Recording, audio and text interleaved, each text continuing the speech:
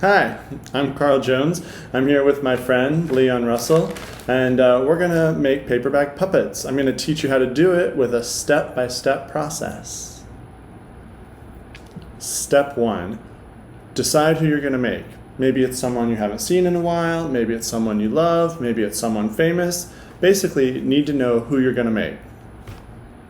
Step 2, find an image of that person. It could be a printed out photograph, something from an album, or maybe something from a phone or a computer. I like to work out from a printed out photograph.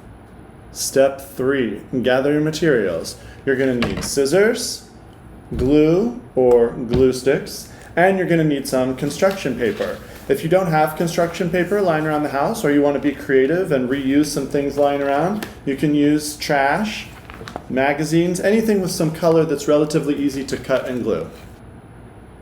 Oh, and of course, you're going to need a paper bag. You might have some left over from all those lunches you didn't make when the school year got cut short.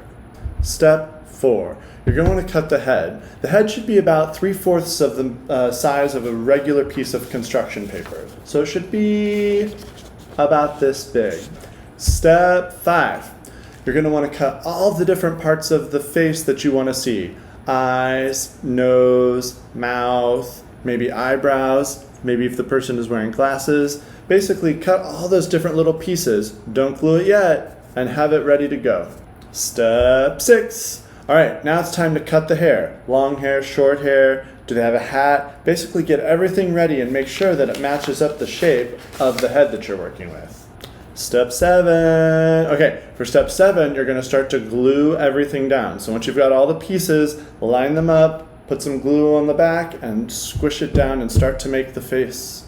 Step number 8. This one's a hard one, so I'm actually going to show it.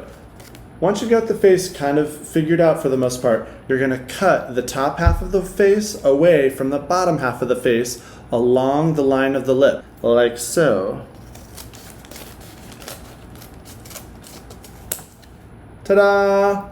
Step 9, you're going to glue the top half of the face to what's basically the bottom of the lunch sack.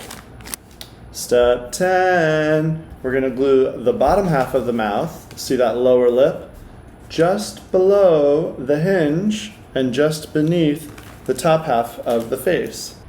Step 11, now you've basically got a paper bag puppet with a working hinge. Yeah, this one needs a little bit more glue. But you can also add outfits.